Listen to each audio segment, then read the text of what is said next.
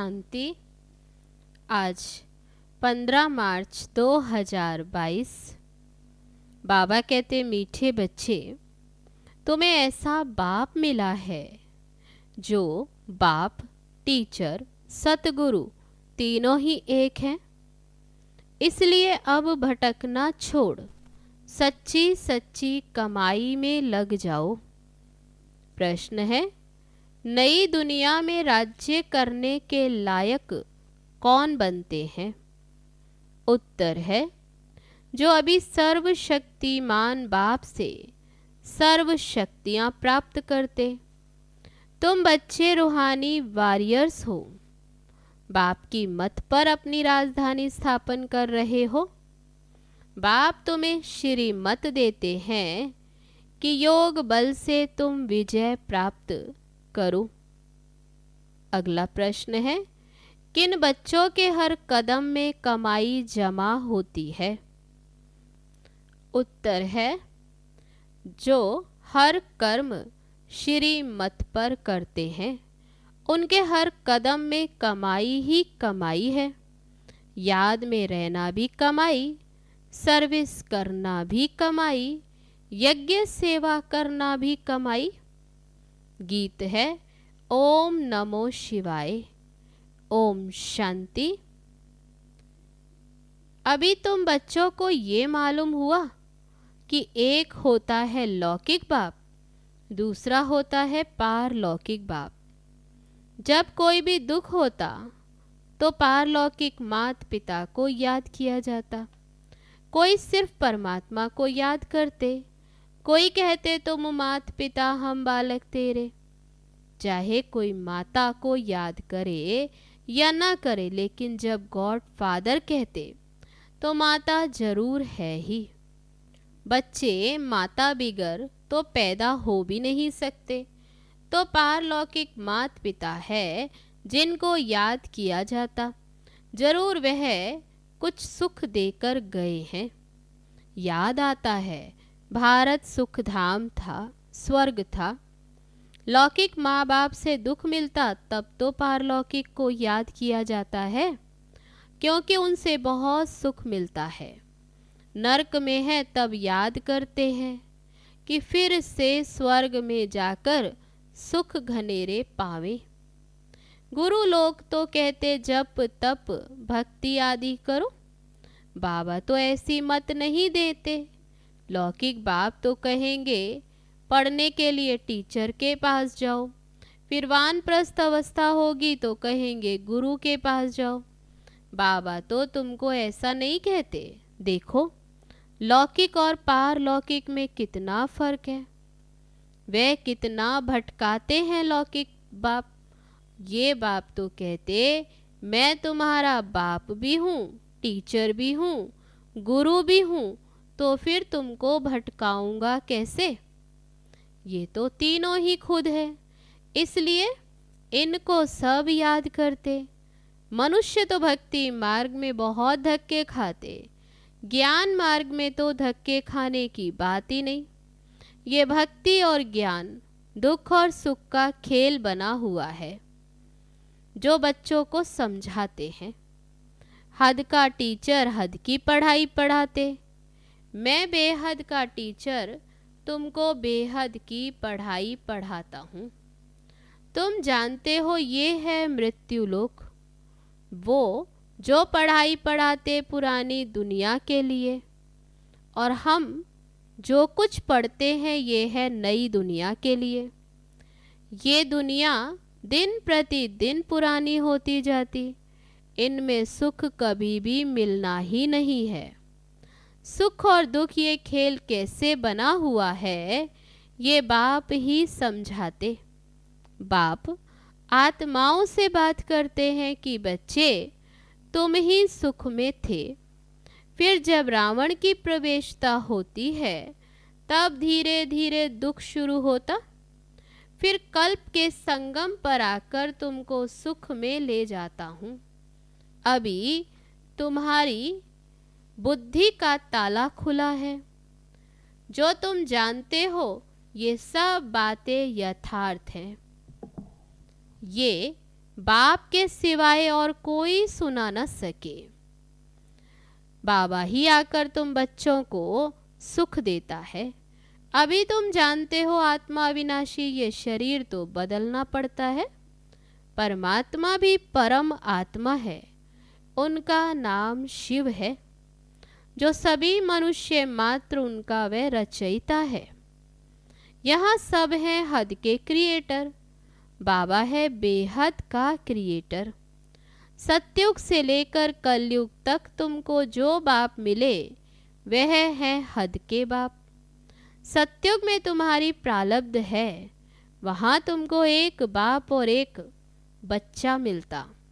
कलयुग में एक बाप को 8-10 बच्चे होंगे। बाबा कहते सतयुग में तो एक ही बाप होगा, ना पारलौकिक और ना ही अलौकिक, केवल लौकिक बाप होते। और बाबा कहते यहाँ कलयुग में फिर एक बाप को 8-10 बच्चे होंगे। प्रजापिता ब्रह्मा को देखो कितने ढेर बच्चे, परंतु वह है मुख वंशावली। जो बीके बनते फिर सतयुग में जाकर देवता बनेंगे।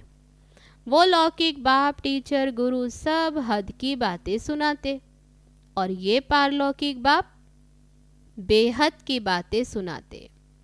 नई बातें बाप बच्चों के आगे ही बोलते। भल घर में रहते भी तुम ये नई शिक्षा प्राप्त करो। ये भगवान की पाठशाला है। ये है श्रीमद् भगवत गीता पाठशाला अथवा ज्ञान के गीत जो तुम ही सुनते हो। ज्ञान सागर बाप ही आकर तुमको ज्ञान ज्ञानेश्वरी बनाते। मम्मा को कहेंगे ज्ञान ज्ञानेश्वरी। ह्यूमैनिटी का सिजरा शुरू होता। पहले है प्रजापिता ब्रह्मा, फिर है जगत अम्बा। पहले पहले ब्राह्मण रचते, फिर है देवता, क्षत्रिय, वैश्य, शूद्र। जगत अम्बा का भी बड़ा मर्तबा है, परंतु उनको कोई जानते नहीं। ढेरों के ढेर देवियों के चित्र बना दिए। वास्तव में 8-10 भुजा वाला कोई मनुष्य होते ही नहीं। विष्णु को 4 भुजाएं दिखाते, परंतु 4 टांगे नहीं दिखाते। बाबा कहते सब है गुड़ियों का खेल। कलकत्ते में बहुत देवियां बनाते हैं, बहुत खर्चा करते, खिला पिला कर फिर जाकर उन्हें डुबोते हैं। ये सब है भक्ति मार्ग। ये तुम जानते हो। हम 100 देवी देवता थे, फिर असुर बने, फिर बाप आकर 100 देवी देवता बनाते। अभी ये है भ्रष्टाचारी दुनिया। गवर्नमेंट भी कहती, परंतु सीधा पूछो तुम पतित हो तो मानेंगे नहीं। अरे तुम पतित पावन को बुलाते हो, सब बुलाते हैं यथा राजा रानी तथा प्रजा कि हे पतित पावन आओ। सन्यासी पवित्र बनते हैं, ये भी ड्रामा में नूंद है। भारत जैसा पवित्र खंड कोई होता नहीं, इसलिए उनको कहा जाता सचखंड। फिर वही ये झूठ खंड बनता है। भारत को पावन बनाने बाप भारत में ही आते। भारत में ही शिव का अवतरण होता है। सोमनाथ का मंदिर कितना भारी बनाया, भारतवासियों ने ही बनाया। जिसको बाप ने इतना साहूकार बनाया। तो बाबा कहते मंदिर किसने बनाए? तो बाबा कहते तुम बच्चों ने ही मंदिर बनाए हीरे जवाहरात के, जिनको इतना साहूकार बनाया।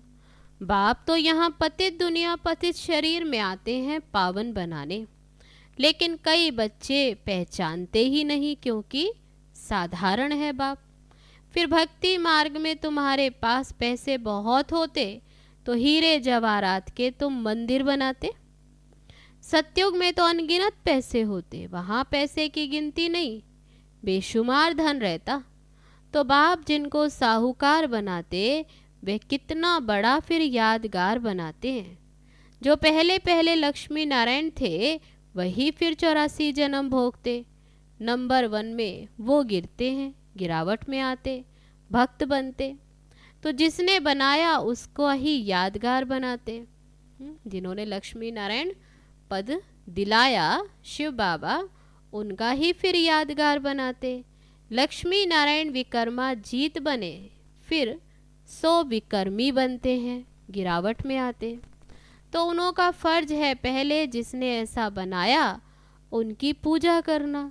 सोमनाथ का मंदिर कितना फर्स्ट क्लास था, जिन्होंने लूटा वे तो मर गए, बाकी निशानियाँ लगी हुई हैं। अभी तुम जानते हो हम 100 पूज्य बन रहे हैं, फिर पुजारी बनेंगे, फिर मंदिर बनाना शुरू करेंगे। सिर्फ एक मंदिर तो नहीं होगा, राजाएं अपने घर में भी मंदिर बनाते हैं, जैसे घर में गुरुद्वारा बनाते। पहला नंबर किसने गुरुद्वारा बनाया होगा? फिर भक्ति मार्ग शुरू हो जाता। पहले अव्यभिचारी भक्ति करते, फिर व्याभिचारी। आजकल तो मनुष्य अपनी भी पूजा कराते, उनको कहा जाता भूत पूजा। भूत पूजा भी दुनिया में अथाह है, जो आया सो चित्र बनाते जाते। भक्ति मार्ग है ना। अभी तुम्हारी बुद्धि में सारा ज्ञान है। बाप संगम पर एक ही बार आकर ये नॉलेज देते हैं। शास्त्रों में तो अनेक अवतार लिख दिए। अवतार एक होता है, अवतरित तो आत्मा भी होती, परंतु अवतार मनुष्य को नहीं कहा जाता। अवतार एक ही निराकार बाप है जिसको सारी दुनिया बुलाती है। फादर तो एक ही होगा ना, जो परम धाम में रहते। तो मदर भी चाहिए। क्या मदर भी परम धाम में रहती है? नहीं। मदर फादर का ये प्रश्न यहाँ होता। फादर को यहाँ क्रिएट करना है, इसलिए बेहद के बाबा को याद करते। बाबा आकर स्वर्ग की रचना करो, उसको कहा ही जाता है हेवनली गॉड फादर। अभी तो कितना दुख, लड़ाई, मारा मारी है, इसलिए बुलाते हैं हे गॉड फादर रहम करो, हे पतित पावन आओ। हम सब दुखी हैं, पतित हैं। हे बाबा फिर आकर स्वर्ग श्रेष्ठाचारी बनाओ। तुम सब भ्रष्टाचारी थे, अब श्रेष्ठाचारी बन रहे हो। भ्रष्टाचारी को श्रेष्ठाचारी बनाना ये एक बाप का ही काम है। जो वर्ल्ड गॉड फादर है वे जानते हैं सब बच्चे इस समय निधन के बन गए हैं। उन्हों को धन का श्रेष्ठाचारी बनाना है। 10-20 मनुष्यों को तो श्रेष्ठाचारी नहीं बनाएंगे। बाप आएंगे तो क्या 10-20 मनुष्यों को श्रेष्ठाचारी बनाएंगे? बाबा कहते भारत श्रेष्ठाचारी था तो डीटी गवर्नमेंट था, अब है रावण राज्य, तो 5 विकारों की प्रवेशता है। भगवानुवाच एक निराकार को ही भगवान कहा जाता। एक गीता को खंडन करने से सब शास्त्र खंडन हो गए। बाबा कहते मैंने तुमको जब राजयोग सिखाया था तो भारत स्वर्ग था, गीता मैंने सुनाई थी। बाबा कहते जब बाप ने राजयोग सिखाया था तो भारत स्वर्ग बन गया था, तो ये गीता अभी बाप ही आकर सुनाते। कृष्ण को सारी दुनिया का भगवान तो कह न सके, हम आत्माओं का बाप तो निराकार भगवान है। बाकी ये कैसे कहा कि गीता का भगवान श्री कृष्ण है? कहते हैं व्यास ने लिखा, परंतु बाप कहते नए विश्व का रचयिता, ज्ञान का सागर, पतित पावन मैं हूँ। मुझे ही सभी आत्माएं पुकारती हैं कि हे पतित पावन परमात्मा आओ, आकर मुझे पावन बनाओ। निराकार बाप ही ब्रह्मा द्वारा पावन दुनिया की स्थापना, पतित दुनिया का विनाश कराते। फिर जो पवित्र बनते वही राज्य भाग्य करते हैं। तुम हो शिव शक्ति सेना, जगत अम्बा निमित्त बनी हुई है। वह भी शिव बाबा से योग लगाए शक्ति ले रही है। रावण पर विजय पाने, भारत में ही रावण राज्य है। भारत में ही रावण को जलाते हैं। भारत श्रेष्ठाचारी था, यहाँ कलयुग में भारत भ्रष्टाचारी है। यही खेल है, भ्रष्टाचारी से श्रेष्ठाचारी और श्रेष्ठाचारी से भ्रष्टाचारी। ये चक्र कैसे फिरता, ये बड़ी ही समझने की बातें हैं। तुम बच्चे जानते हो, हम सब कुछ करते हुए भारत को स्वर्ग बना रहे हैं बाप की श्रीमत पर। तुम हो रूहानी वॉरियर्स, योग बल वाले, सर्वशक्तिमान बाप की मत पर अपनी राजधानी स्थापन कर रहे हो। बाप मत देते हैं कि योग बल से तुम विजय पा सकते हो। योग में रहना ये भी कमाई है, यज्ञ सर्विस करना ये भी कमाई है।